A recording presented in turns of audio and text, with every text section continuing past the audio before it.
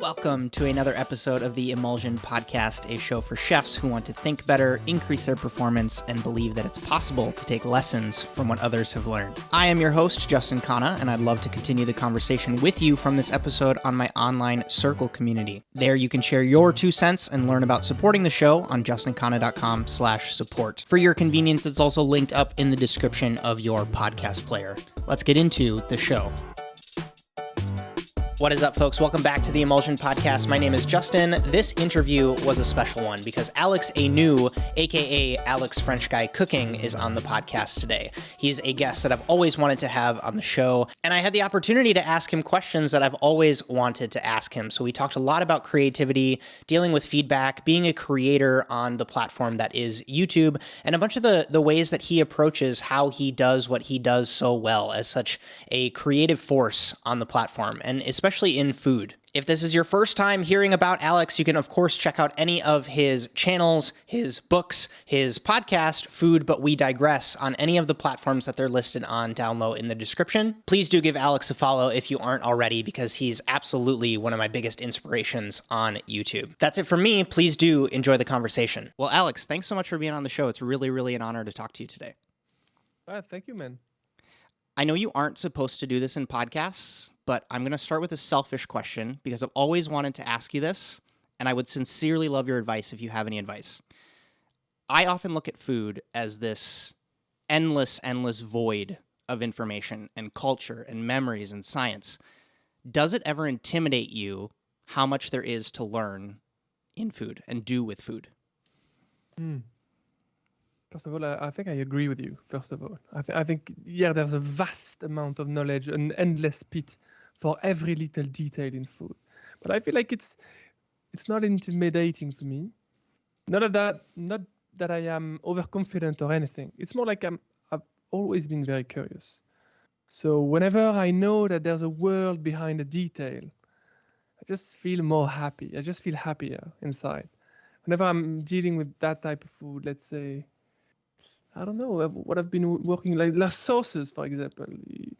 Sauce could be as disappointing and deceiving as ketchup can be good, but still ketchup. And then you pull on that thread and you discover a whole world of possible condiment, more or less. I'm happy when I discover that. So I guess my curiosity, overtake my apprehension, my being scared of a new topic. Do you find that that's like a more sustainable way to create? Because I have this Dish of the Day show that I had maybe 4 or 5 years ago, and I want to bring that back. And I obviously have like the gear videos and this podcast, but it's so hard to decide for me on what to work on next. And with these series that you've been really diving into, I feel like it allows you to potentially be more present in your content because you're just focused on a certain type of dish or a certain type of cuisine. Does that help you when, like, in the chapter of you creating different types of content and being on the platform for a long time, like, does that help to have that focus more? I think so. I've always found that having a frame helps being more creative. People think that you establish barriers, you establish limits, and all of a sudden you can't create no more. Usually it's pretty much the opposite. Barriers are just very helpful when it comes to thinking outside of the box. How can you think outside of the box if there's no box? That's right. Series help me focus a bit more and, channel my creativity. There are ups and downs with series, I would say. I'm allowed to do series because I've been doing this for 10 years. And I've established something that kind of works, both from a creative but also from a financial point of view. So now I'm able to be shush for a few months and then come back with another series. I can do that, but in the past I couldn't do that. I just had to post, every week, and I was fine with it. But I guess as time goes by, I guess I'm more able to make my own decisions and to take responsibilities for them. So yes and no. Sorry. So I mean, if you don't mind going into a little bit of, like, you mentioned that it makes it more sustainable for your creativity, but also financially. Does that mean that you just partner with a fewer number of sponsors, or you end up having additional content that you give to your community, and then I guess because there's a lot of chefs that are listening to this show right now who are like, I want to create content in addition to the food that I'm making, but yeah. If I were to be a chef and I wanted to create some content on YouTube, I would not dive into a series. Yeah. Because Because why? it's more than a full-time job for me to create series. I There's just no could time. never ever do this as a side job. It's impossible. I mean, I do work the best I can, and I try to work as much as I can. But like writing this series, meeting the folks that I want to meet, and also just exploring different tracks, different possibilities, and failing quite often during these takes a heck load of time. And energy. So I'm thinking, if I were to be a chef, I would just make content based on what I do in the restaurant. I would find a cheat, find a hack, something that differentiates me from the rest, and I would use that to create content on the fly. Use a GoPro or an iPhone. I would use an iPhone if I were to be a chef, because these guys, they must have no time for this. Every time I get to that place where I get really overwhelmed with there's so much to possibly dive into and I don't know what to work on next, I almost go the other way sometimes, and I get really comforted with the fact that, like, we can go an entire career and never be done. That it will never be over. We will always have a job if this is what we're interested in, because there's always something new to learn and always more threads, a little bit to your point, to pull on. And so do you find comfort in that as well, or is it more intimidating than comforting? No, I think it's comforting. I think I agree with you on that point. It's reassuring to know that there are so many threads surrounding us. You could be, as you just said, pulling on any of these, and maybe you could unlock, unveil a new pit of knowledge. Like, I'm working on a new series at the moment, and the series is going to be based around pasta. So I won't go too specific on this, but I picked one tiny little details in the world of pasta. And at first I thought it's gonna be hard to turn it into a series. This is something that, deeply intricately interests me. But am I gonna be able to make it a series? Well, I turn it into a series for sure, and I've got way too many episodes already. So I'm thinking it's always a matter of, the lens through which you're looking at things. You could go macro, you could go wider, you could have like a normal point of view on it. I think it's reassuring that all these subjects could be turned into possible content. Not only series, by the way. I think we agree on this as well, but correct me if I'm wrong. To me, proving myths wrong is incredibly satisfying in food. And I'm going to read a few that I grew up with as I was going to culinary school and in restaurants. Never trust a skinny chef. Some of the most talented chefs I worked with are super fit and like really, really good at movement and coordinating in the kitchen. So that was like, oh, that's wrong. And then I had another one where modernist cuisine came to my school and they did a whole presentation debunking the start your chicken stock in cold water myth. So in your life of creating content and learning about food, do you have any favorite myth bustings or learnings, whether it's technique or mindset wise, that you've really taken away from your work in food? Favorites of yours? I tend not to follow either traditions or cliches if I haven't tried them myself. I would be lying if I were not to say that one of my biggest source of reliable information is Serious Eats. Serious Eats plus modernist cuisine plus maybe what's it called, an engineer's cookbook. I don't know. These guys, they've been just consistently trying and experimenting like the scientific way, and I like this very unbiased approach. They say it should be done this way. Well, I've been trying all the possible ways, and turns out You don't have to. So I can't think of something super explicit right now. But if I do, I'll just bring it up. Yeah, that's okay. I mean, maybe another way to phrase it is that you thought there was one way to do it, but then you saw somebody else do it, and you're like, well, no, duh. There's, I mean, for one of my Yeah. examples is I went to when I was working in Norway for a little while, and my sous chef at the time he had worked at Le Serre in Paris, Oh. and he saw me making a hollandaise sauce for the menu in a double boiler. And we had induction burners at the restaurant, and he came over and he was like, "Why are you doing a double boiler? You can just put everything into a pot and put it on the stove and just make it in the pot on because we had these special shaped induction pots, and it was just." He was like, you save yourself the dishes, and it's less steps and all that stuff. The same. Another one is Christina Tosi has in the Milk Bar book that if you're making a like an anglaise or a custard sauce, you don't have to temper everything. You can just put everything into the pot and just do it together. And it was like, oh, well, no, duh. And it's like part laziness and part like technique. Like you want the technique is good, but like why add extra steps if you don't have to? And so those are some of my favorites. I would never qualify this as laziness. It only appears to me as cleverness. That's just right. being clever. Just why would you add like the fact that you mentioned hollandaise is an easy for me because I've been working on hollandaise in the sauce series, and yeah, the basic. But that's definitely not coming from me. But that's something I've adopted immediately when I saw it, like how to make hollandaise in a blender. Just that's it. You just, if I remember correctly, you just start with the egg first, and then you pour in boiling hot butter on it. Just works every time, and I mean, to my appreciation, it's even better than the one I make in a double boiler because I feel like it's lighter. Maybe introducing a bit of air inside of it makes it, more flavorful. Obviously, that's subjective, but still, more air means more flavor usually. So this is something that there's no going back once you do that. Why would I make my life, harder than what it is already?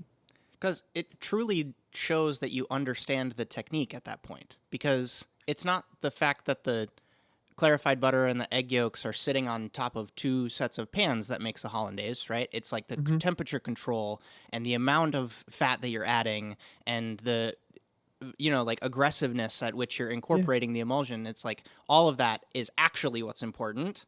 And so if you can do that in a blender, like that shows you actually understand the technique. I think that's interesting. These guys, I got two examples coming up. It's starting to bubble.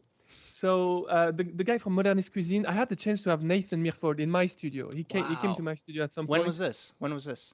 It was like, I think it's in the sauce series. I think it's in the episode where I mentioned, that thick, not the thickening agent. I can't remember the name of that stuff.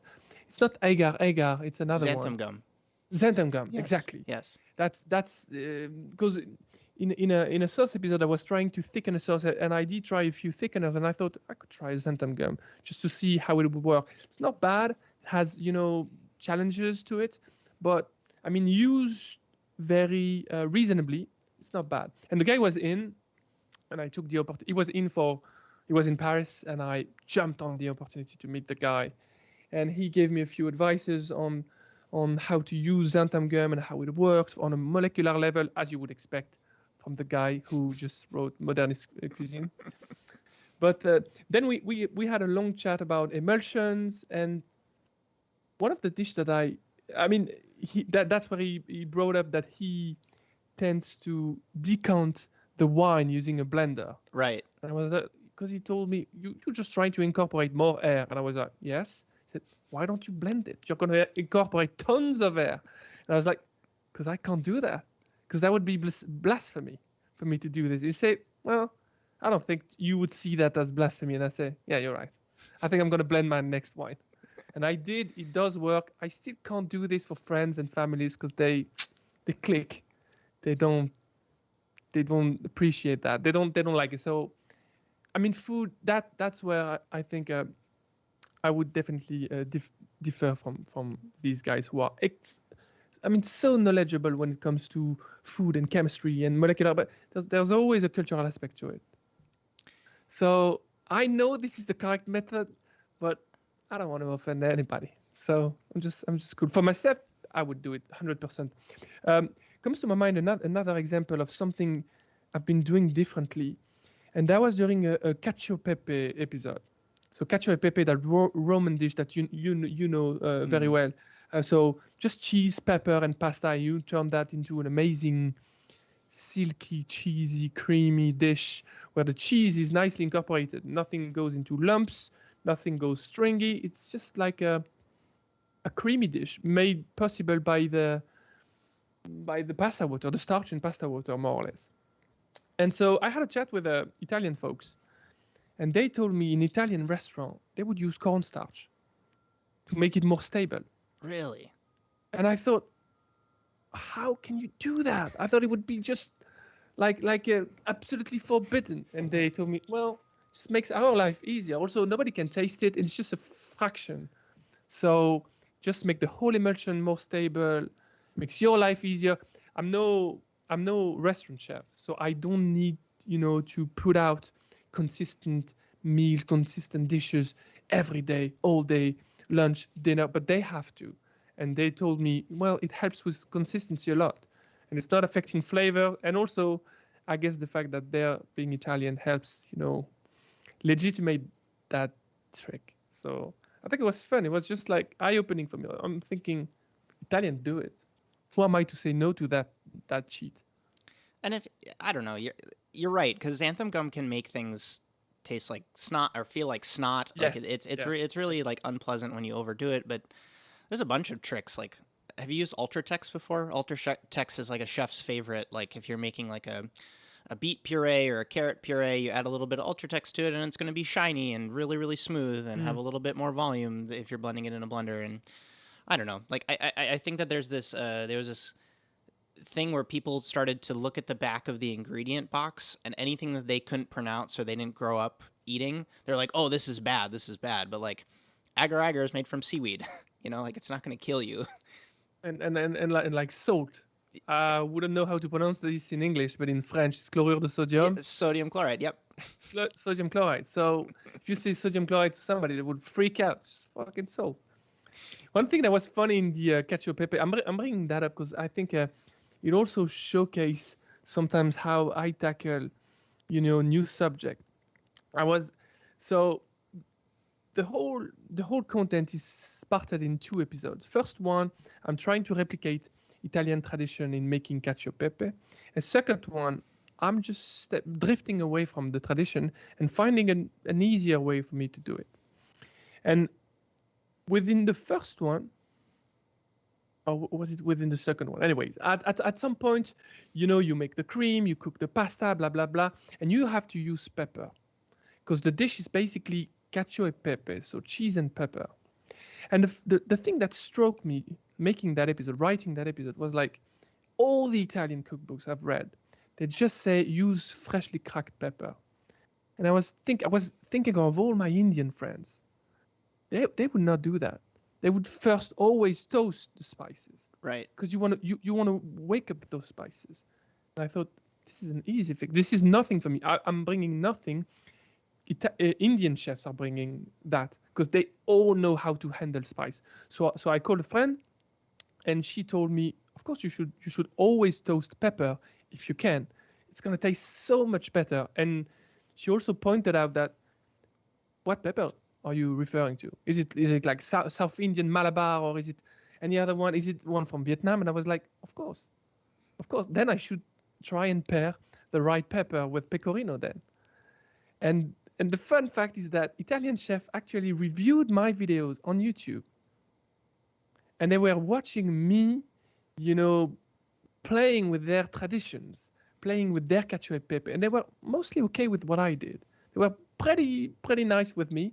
And then when they saw the pepper, they were like, huh, of course, comes from Indian. Yeah, I mean, it's a classic trick from any cook you would meet in India. Makes sense. And I was like, I knew it. Got him. Got it. I did a few mistakes on the side, which, did compensate for that. I think that there's something there where you almost want to get to the point where there's respect, or there's like, it's like that makes sense moment. You're like, oh yeah, that makes sense. And then there's no rude comments that say, oh, this isn't the traditional way, or this isn't, because it's like, oh, well, this actually does level it up a little bit, or makes it more, pure is the wrong word, but it's like you get more to the essence of it, or you can Authentic elevate it a or little what? bit. Yeah, maybe authentic. Yeah, it's difficult to parse that. You have a quote that reads, quote, "Plenty of people are terrified when it comes to food. They just want to make it right, but they think everything's going to be wrong. I hope after seeing my videos, they'll think, look at his mozzarella, because there's an imperfect process." So, end quote. Why do you think that food scares people? That's a very good question, I think, because it terrifies people. Cooking is just something. I mean, you're a chef. I don't even know if you realize that. People are terrified from cooking. They just feel like they're going to do something wrong. They're going to waste money. They're going to waste ingredients. They're going to be failures, and they're going to have a hard time coping with what they put on the table. They're going to be judged. What is your question exactly? Is it like, why do I think that people are scared? Well, yes, but the next question I was going to follow up with was how do you define confidence in the kitchen? Because I think that's the opposite of fear potentially in this context. It's you're confident, and I think the way that I was going to help us get there if we were having trouble was you're so good and comfortable with finding the imperfections in your execution, and you're so used to asking for feedback. What's wrong with mine? Because I want to get better at this. And I think yeah, go ahead. I'll try to remember all the different parts in this question. But I would say that, first of all, I think, no, so just to take it, people are scared of cooking it's a fear of failure, obviously. Wasting money, wasting time. We don't have time, we don't have money, more or less. So wasting these precious resources is scary, for a good reason, I would say. Second, you say it was about confidence. It was about cooking confidence. Yeah, So how do you define confidence in the kitchen? Because it's not cooking an 8-course meal. Yes. Sometimes it's making a 1-pot dinner. I think it's not exactly that I'm super confident in the kitchen. It's more that I have acceptance of failure. I don't see failure as failure, or I can see it as failure. I don't care so much about this. I just see it as a possible outcome of my work. It's just like, all right, so I can't go this way apparently because there's a block. Doesn't work. That's just, I got no opinion on it. I got no emotions about this. It's just like, you know, that there's a book by a guy called Ryan Holiday, and the book is called The Obstacle is the Way. It's just like, I mean, the obstacle just show you where not to go. Right? That's amazing. I had 10 routes to begin with. Now I've got 9. Easier. So maybe there's that. But I guess also repetition makes me more at ease with cooking in general. The fact that, yes, I've learned how to cook this and that ingredient, and I've been failing at this one and this one, but also I've had a few successes. So maybe it's balancing out the fear, the fact that I've also got some successes. So I would say yes, experience and acceptance of failure. It's just part of the process. So, well, do you think that there's, obviously cooking for other people helps, picking dishes that have benchmarks, like traditional quote unquote benchmarks of, like you're saying, cacio e pepe has to have a certain texture to it and a certain aroma to it. Do you have any advice for people who are maybe a little bit comfortable in the kitchen, but they're so scared to ask for feedback? Has there been anything that's helped you in asking for that feedback? Sometimes it's hard for me to put myself in these shoes, because I've been exposing myself repeatedly to the judgment of not the worst, but the best chef out there. I brought my sauce to a 3 Michelin-starred chef. So I'm an amateur cook. I've been cooking for like 10 years. maybe a bit more than this, but just for friends and families. So just bringing that sauce to these guys, I know I'm gonna get destroyed. I'm gonna get it, obliterated. I like it. I don't care. It's amazing for me. Can you imagine just being judged by this guy? I would pay money to be judged by this guy, and he's doing it for free just because I've got an interesting story to tell, or because the collaboration is fun. I've always seen judgment as it depends on the judgment, obviously, but I wouldn't go and look for, someone who would just purposefully be mean. That's not even somebody I would collaborate with. But most of the time, most of the people I've met in kitchens, they were pretty nice, pretty open-minded. Food, you may have a different opinion on this. I don't know, because I haven't been working, in kitchens. But from what I've seen, food tends to attract friendly people, more or less. Probably a few exceptions along the way, but more or less friendly people. So usually when I'm asking to be judged brutally, because this is YouTube, this is fun, this is entertainment, people are nice with me. They, soften the edges, and I really have to push them even off camera to say, no, just go for it. If there's something wrong, I want to hear about it. And from a personal point of view, from a cook's point of view, I want to know what's wrong. If you don't tell me what's wrong, how am I going to self-improve? How am I going to improve my work? I don't settle for, I don't want to stagnate. Those are the worst people to cook for, the friends who say everything is amazing. And not just that they're constantly complimentary, but they don't actually know how to put into words how to say the sauce was really good, but I thought it needed a little bit more acid, or I thought that you probably could have gotten a little bit more color on your chicken before it went into the braising liquid. That's so important. So it's almost like you need both. You need to find the people who are kind and willing to give you that feedback, but then also the people who have at least a little bit of a sense of what makes food good, or maybe not. Maybe there is a little bit of wisdom in the naive almost. I like the idea of just handpicking the friends you ask for guidance. Because for example, I consider the videos that I make, super short movies. At least I follow filming rules when I make my videos. I want a beginning, a middle, and an end. I want a reason to watch it beneath or beyond the recipe. When I've got a sort of a short movie that is almost done, I wouldn't seek for advice with anyone. It's not coming out the way I wanted it. I wouldn't go to anybody. I wouldn't go to anyone to get tips on how to improve my work. I would go to my producer, with whom I've been working for years. She's, very talented. She's pretty brutal, but I respect her, her vision.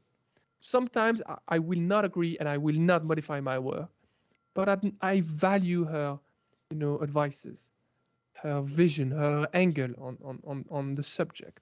I would go to certain persons, but I wouldn't expose my work to everybody. I don't care. That's where I think as a content creator, you have to have a voice. It can be bad. It cannot be what they would have done. And that's why you are doing it. They want to do it. Maybe they're going to do it with a different voice, and that's going to be amazing. But I guess not exposing your work to, I don't even ask for feedback when somebody sees it. If I don't want to, I'm not going to ask for feedback. I don't know if this is coming out the right way, but it's just about picking the right person to whom you want to open to. Because we're talking about things where you expose yourself. Would it be content creation? Would it be a dish? When a chef try and puts, care and efforts and work and research and memories and sometimes even emotions into a dish, and the dish gets slammed by a random guy I don't know if the chef should be doing that in the first place. maybe the best would be just to explain or to pick the right person for that. I don't know. I don't know who to correctly attribute this quote to, so I'm not gonna try. It feels like it's like a Brene Brown something, but I'm pretty sure she has a list of 5 people that she listens to their feedback. And you're telling me basically the same thing. You have your producer and maybe your editor and maybe a couple other people in your life where Exactly. if they give you feedback on something, you will not change the entire video to accommodate their vision, but you will take that and put some salt on it, and you will actually take that and say, okay, this is maybe interesting. Everybody else, aside from those 5 people, like you said, I don't care. It's like I don't want to be mean to them. I can't follow. The worst piece of content that I could put out would be a piece of content where I would have followed every opinion. It would just be the worst movie ever. And I've done these movies way too many times. So I was asking about how you could, if there's a time recently where you thought that you potentially listened to a little bit too much audience feedback instead of following what you thought was right. Not recently, like in the early days. Yeah, very much. And, I started my channel, where the very first piece of content was in English. Well, I'm just French by nature. It's easier for me to speak French. And I did that because I thought I want to make my videos available to a broader audience, especially if I end up in a niche, then, picking a little of just picking a small amount of an audience in every little country out there could potentially make for a bigger audience. And if I do this in French, well, I mean, the end population is just 60 million. That's pretty rough, especially if then I narrow it by doing engineered / cook / I'm going to have nobody on my channel. Nobody's going to watch my videos. So I didn't have the end goal, the end plan, the end game when I started it. But I guess I was more subject to winds and opinions and feedback. And I was just following advices way too much. But I guess it takes time for any creator in any field, I guess, to just build up like a shield, almost like a sort of a shield, which is not impenetrable. Still to this day, people can get to me with feedback, they can, but I guess my skin is a little tougher, maybe. Talking a little bit about your background, and this is way late in the interview to be talking about your background, but it's in electrical engineering and marketing, and then when you entered food and YouTube, you did a really good job of using those skills from your previous life to make yourself a better creator and to add a little bit of your personality, using illustrations on the blue board or crunching the numbers on your onion dicing speed. I get a lot of questions from people who are changing industries, trying to enter restaurants, trying to start in food or food writing, and they get really self-conscious or almost apologetic about their previous careers. Do you have any advice for them, the people who have had previous lives, but they want to be in food now, and they're like, "Oh, I can't use that. I'm starting over." I don't think that's true, and you've done a really good job of that. I can definitely relate to that. I was being very apologetic with my previous work. For years, I thought I had to do proper culinary training. I thought there's no way I'm going to be legitimate on YouTube or as a chef, as a cookbook author, if I don't do first culinary school. I did not, because they did not accept me for whatever reason. But I'm not glad I didn't, but I'm okay with it, because I feel in the end, that's not even what I'm pushing. I'm pushing to the audience now. I'm just being me. And if people just can't see how their background positions could help, or the fields that they've been working in the past could help their current job, especially in the kitchen, this is going to be their greatest value. This is going to be why they are who they are. People are going to go to them for that. Because I guess I'm not going to speak for line cooks or chefs, because this is not my industry. but I can speak for YouTubers. I can speak for content creators. Everybody, I mean, making a good video, this is the base. This is the prerequisite. Making good video, every content creator, which who you will be competing with, will make a good video. So how are you going to stand out in all this? Well, a good way to stand out in my eyes, and a way to boot that is avoiding some competition, is just to try and be you, because that's hard to copy. That's one hard thing to copy. So the fact that I've been, I'm an engineer in the first place. Okay, so I'm French. I've got a terrible accent, but I've been traveling quite a lot. I'm really open-minded to other people's culture. I'm obsessed and obsessive when it comes to understanding things. I blend all these things, the bad and the goods, and they create sort of a tree that represents the personality that I've got. And this, I think that's what people are looking for on my channel at some point. Because I'm definitely less good than this one when it comes to filming, 100%. Definitely less cleaned when it comes to storytelling than this one, 100%. But can you find someone that has all the little markers that I do? Well, you will find it on my channel, I guess. So these differences, that's gold. Everybody should do this exercise when you're done listening to this interview. Honestly, like, make the list of the things that make you you, and then at that point, it's like you have a pretty big base to run with. I think so. And this is, if people don't click with that, then so be it. Internet is a vast place. They can go somewhere else. I just see it as better. Well, I just see it as if you don't have that list yet. Maybe you're 19 years old and you only know what it's like to live in Toronto. You just don't have enough there's not enough seasoning in your life. You need to go live in LA for a little while. You need to go travel to Cambodia. You need to go to Singapore and have street food, and then you will start to, you know what I mean? Like that there's that you will get more. And the beauty of that is, and I think what you're a great example of is, like, there's never it's never going to be bad. Like, it's either going to develop into making you who you are, or it's going to be something where you quickly decide, no, this is not for me, and I'm going to do something else because I don't like this. Mm-hmm.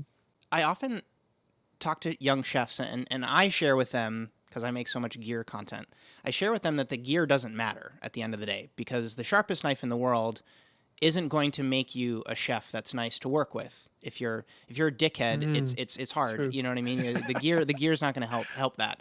But I think that what you and I both share in common is that we both really love gear, like to the core, especially in the kitchen. And it makes it even more special when you get to create custom gear for yourself that fixes these really niche problems that you have. Were you always like that as a kid, or did this fascination with gear develop later in your life? My dream job was to be an inventor as a kid. So I've always been, tinkering. I've always been making things, creating things. I've been, making objects and designing things that don't work so well for ages. I've been cooking for a while as well. In the past it was more experimenting. It still is to this day. But gear is a vast subject as well. I like it very much. I tend to agree and disagree to some extent with what you said. I think gear doesn't matter as long as you have the bare minimum. Let's say for knives, having like a $300 or $1,000 knife, maybe that's not the best move, especially if you're starting. But you know what? If it gives you confidence, if it just brings you to the kitchen, well, and if you can afford it, well, why would you refrain from it? I just saw Vincent from Corin like 2 days ago, and yes. he gave me some knives. So he says hi, by the way. Oh, cool. He's a great dude. Yeah, he's the best. I had to pick up some knives while I was there because why? How can you not? This place is just like the worst place ever to go. Such a trap. Because you're gonna get your wallet is gonna get savaged. That's totally destroyed. And there's so many options and just like unique, like, oh man, it's so good. I love Corin. Yeah. I call this I have one more question for you, and then we'll do some rapid fire ones before we finish. I call this the graduation moment question. So you can pick either with cooking or with making videos. Did you ever have a moment where you accomplished something and you felt, I am really good at this. I've graduated? It's a tough question, man. I'm not gonna lie. This is a tough one. Because I've always felt bad about people who cannot evaluate themselves. I dislike false modesty, for example. I feel like if you're good at something, you should know it. If you don't know it, you don't know yourself. You should work on it. At some time in your life, and if you're bad at something, you should know it as well. I feel, for example, that at the end of the Sources series that I published on my channel, I thought I can write a series. I think I'm pretty confident that I can write a subject that can be both entertaining and educating for a certain audience. And I wouldn't phrase it as I'm very good, but I know how to do it. And I think I can now count on myself when it comes to making new ones. I shouldn't be doubting too much about my abilities in making new series, for example. And there's a good reason behind this. Doubting is always part of the creation process. But it's also tough to always be doubting yourself. And I like to think that, no, this is something I've validated. Creating content, creating that specific content is something I'm validating. Or I'd say that I'm pretty confident in my ability to adapt. I can learn most things. Not anything, but most things. And I'm not scared of being judged, which helped me a lot in the learning process. So I would say learning and some, content creation skills. These are possibly the closest I've gotten to got them. Let's do some rapid fire questions because I have a normal question that I ask guests, which is how do you make your eggs in the morning for yourself? Maybe it's a Saturday morning or it's the weekend and you're kind of taking it slow in the morning. Obviously, you have your omelet specialty that you have. Do you still make that? Do you have another preference for how you make your eggs? I would never make an omelette for breakfast. I just do sunny side up eggs. Perfect. For breakfast. But I love to add just a touch more oil, and if possible, flavored oil to the pan. That's my little, because it looks simple. That's always my favorite dish. It looks simple, but in fact, there's a little something. Adding a little more oil when you're making sunny side up eggs, just ensure that the corners and the bottom are really crispy, and that's something I'm looking for. Even having the yolk a bit more cooked than usual. I like when it's jelly in the center, and you can still pick it with the tip of a knife almost.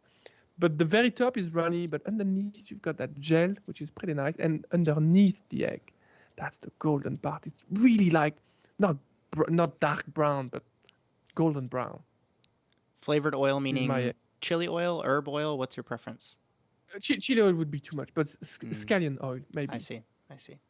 Because this is going to induce, or garlic oil maybe. Garlic oil might be a little tough. It depends on the night I had before. Right. Is there anything that you've changed your mind on in recent memory? Fresh pasta is superior to dried pasta. In all forms, so, like noodles and stuffed, and yeah.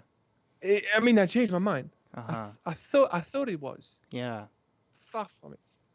They are just different things. Yep. Different worlds. That makes sense. Different products. This might be a little too specific, but that's something I changed my mind on. Yeah. No, that totally makes sense. You already mentioned Obstacle is the Way. Ryan Holiday's fantastic. I always recommend that chefs should read The Ego is the Enemy book because it does affect our whole industry. But is there a book that's been particularly impactful for your career? But for my life in general, I would say. Yes. The Power of Now. The Power of Now is the book I've been reading over and over. I'm probably close to 100 times. When did you first find it? Not so far ago. Not so long ago. I would say probably two years ago or something. But it's just I'm a point in my life where I'm looking for more balance. I'm looking for more understanding, for more sustainability, for the grinding years are more or less over. I still want to do good work. I want to do great work, but I don't want to savage everything for it. I want to do it right, and I want to make sure that I can do it for as long as possible. And I feel like the first time I read this book, I was like, that's unreadable. Second time, I was like, makes some sense. And now I can I just read paragraphs. I open any page, I read a paragraph, I take notes, I take loads of notes when I work, and then I just close the book. But that's my book. We as content creators are often incentivized to have a focus, and I think that what's interesting about us as humans is that we're all multifaceted. Is there something that doesn't end up on YouTube or your Instagram, as in you don't share it with the world, but you get really excited about it? And if you had to teach somebody about something, you would actually, like, for me, there's a lot of video game stuff that I really geek out about, but I don't share it because, I'm not a video game channel. Man, so many fields I geek on. I geek on cameras. Yeah. I could start literally a YouTube channel about video gear. I've been geeking out on so many setups. I make my own setup. I 3D print my setups. If we ever meet, you'll see that my camera is a full custom thing that I made with a 3D printer. So the handle goes this way, and the mic has been deported on one side because of this and that reason, and everything is powered with only one super standard battery, because otherwise I'm not able to shoot. I mean, I could be shooting, but it's just like, it's my thing, be geeking out on camera gear. I love it. This is a fun question. You somehow get a call right after this interview that you've just won an all expenses paid trip to eat at your dream restaurant. And when you get there, there's someone you've always wanted to talk to waiting to have dinner with you. What is the restaurant, and who is that person? I would say I've always been willing. This is something that I can do, but I've always been always willing to go to Fergus Anderson in London. Yes. I don't know the name of his restaurant, the main one. Mm-hmm. And there I would love to have dinner with Hugh Fearnley-Whittingstall. Are you familiar with this guy? No. A British cook, Hugh Fearnley-Whittingstall. I'm not sure I'm pronouncing the word right, but I'm doing my best.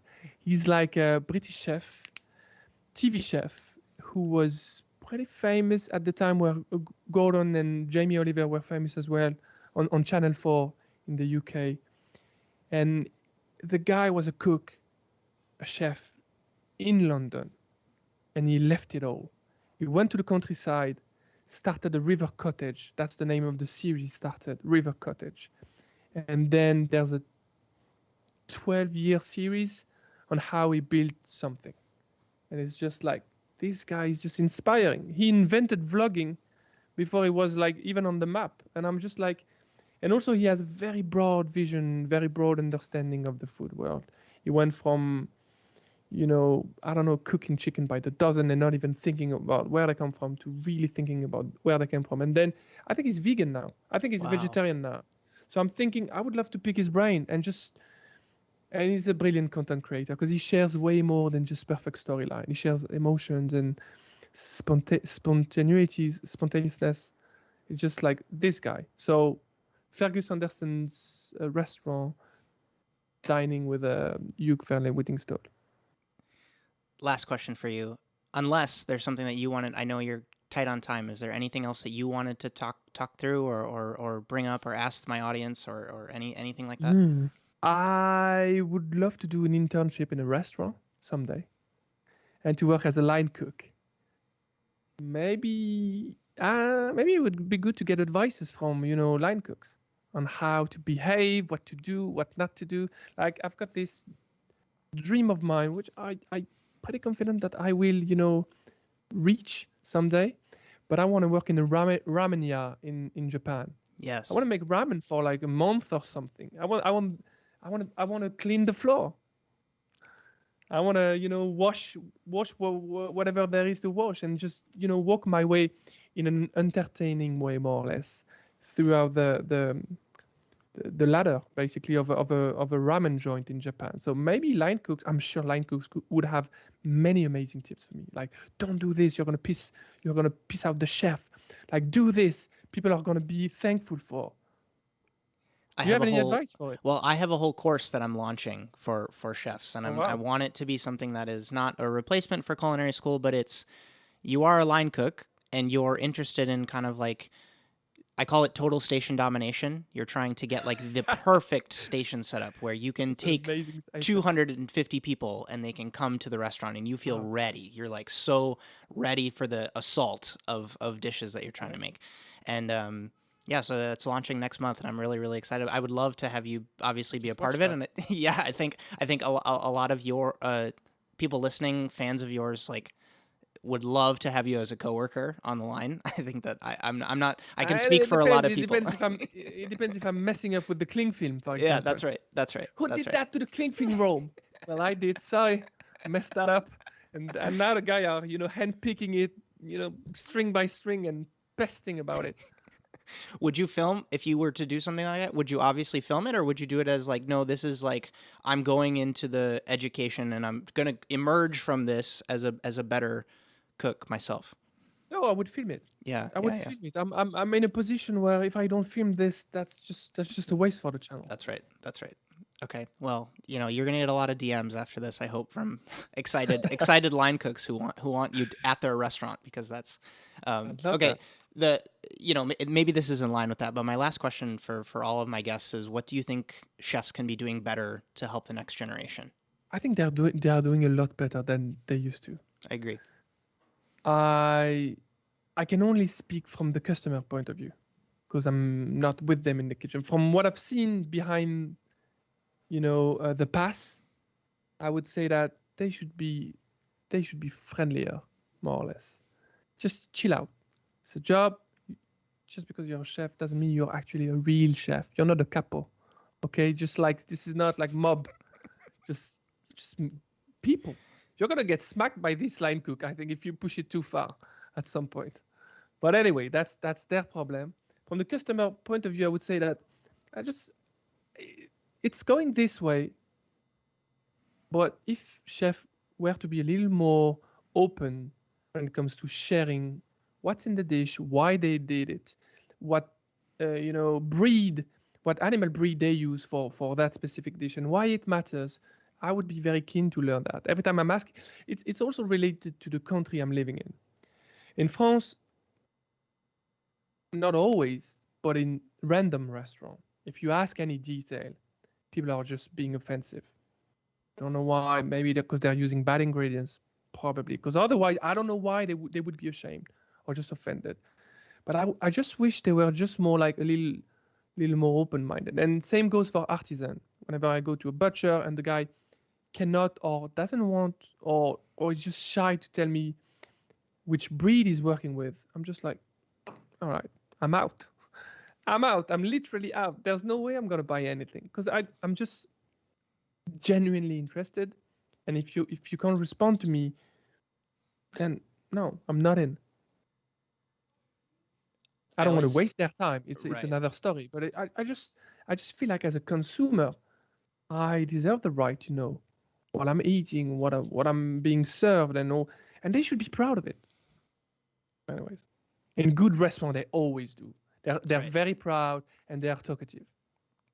Well, because you end up not just having to teach new chefs in the kitchen, but like the front of house team needs to know where everything comes from, and being able to talk about it. I say this way too much, but like chefs being able to talk about food is so underrated, and I will always advocate for chefs writing more and having conversations with their coworkers about the dish and what makes something good. Like if you can articulate that, that's really, really important for chefs to know how to do.